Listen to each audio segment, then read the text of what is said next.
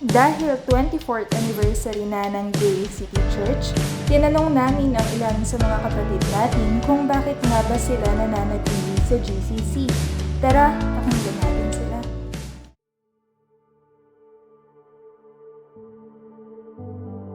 Alam mo kapatid, kaya ako ibang nanatili ang pag-stay ko dito. Una mensahe ko palang narinig kay Pastor.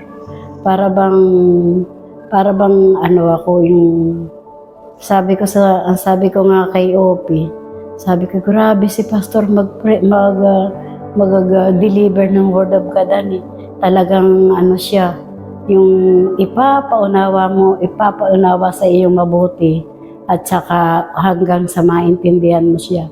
At saka ang gusto ko dito, bagamat English yung ibang pero tinatranslate nila sa Tagalog upang naunawaan ko kapag itinatranslate na sa Tagalog. Kaya siguro nakapag-i-stay ako dito kasi nauunawaan ko mabuti ang salita ng Panginoon sa pamamagitan ng mga ginagamit niya tulad ni Pastor, tulad ni na Brother Jeff, kung sino pa man dito na ginagamit ng Panginoon para magbahagi ng salita.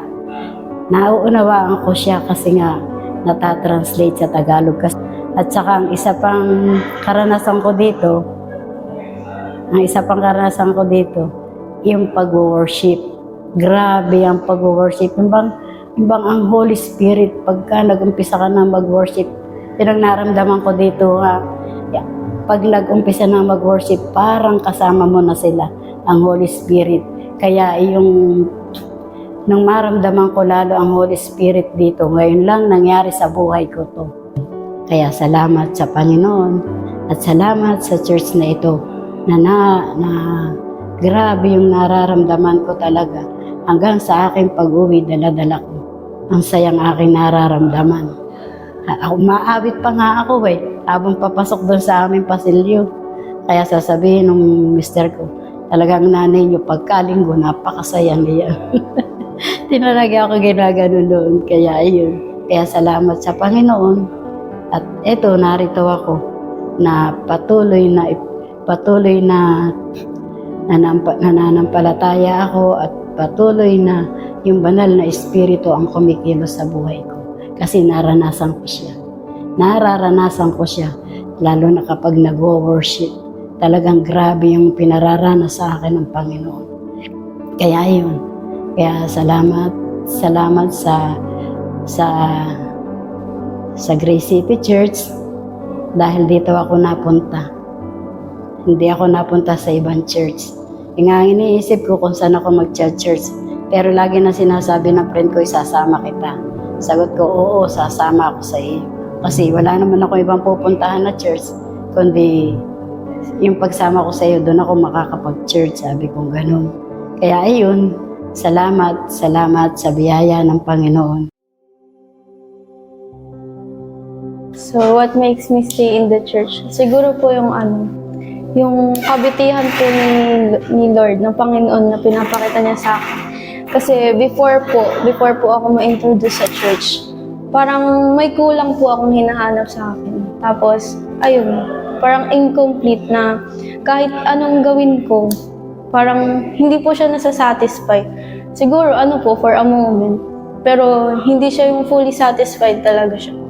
Pero, nung na-introduce po ako sa church, so, nung unang punta ko po dito, parang may kalituhan pa po ako kasi bago pa lang po siya nare-reveal sa akin. So, yung past na kasi na parang ini-introduce siya sa akin, parang wala lang siya, parang kilala ko lang siya as tagapagligtas, pero yung behind that, wala akong further knowledge about that.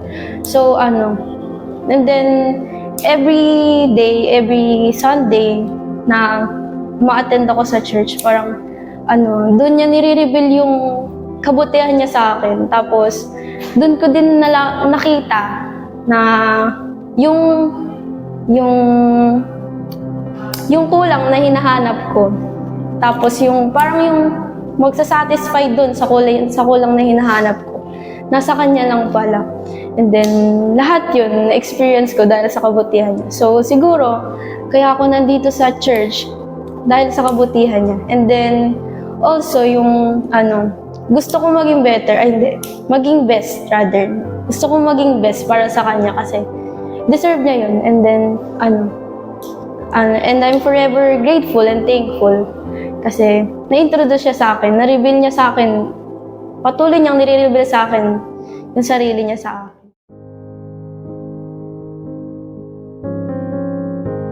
So, una, bakit ba? So, kasi dito ko talaga nakita or dito ko nahanap yung emptiness ng heart ko. Na kung saan dati, lahat na po-provide, lahat ng mga pangangailangan is po-provide. Pero, parang hindi pa rin kompleto. So, yun nga, dahil nga meron pang emptiness sa heart ko na hinahanap ko. So, and then dito kayo natagpuan sa church. And isa pa, dito ko rin nakita yung rest. Dito ko rin natagpuan yung rest. And ayun, dito rin na-build yung tiwala ko sa Lord, yung tiwala ko sa Kanya, and yung so, trusting God, dependency on God. So dito siya na-develop. And ayun, so the more we trust God, the more we depend on Him.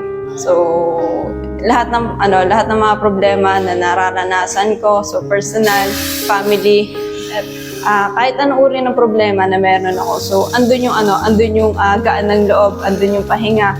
Kasi nga, so we depend on Him, we trust in Him. And ayun, so ano man yung problema na nakikita ko or nararanasan ko, hindi ko na siya nakikita ng problema eh.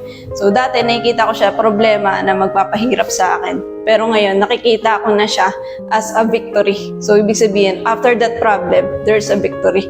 Kaya kung saan, nag-stay ako dito kasi dito ko siya nakita. And the more we trust God, the more we depend on Him. So nandun yung rest. So kahit anong problema na maranasan ko, kahit anong challenge or battle na meron ako, so andun yung pahinga. So dito ko naranasan na kahit nasa gitna ako ng battle, is nakapagpahinga ako. So dapat mag-worry ako, dapat mag-isip ako kung ano yung dapat kong gawin, pero hindi, nakapagpahinga ako kasi si Lord yung alam ko na gumagabay sa akin, and dito ko siya natagpuan. So yung emptiness ng heart ko and yung tiwala ko sa Kanya and yung rest is dito ko siya nakita. Dito namulat yung mata ko and dito ko siya naramdaman.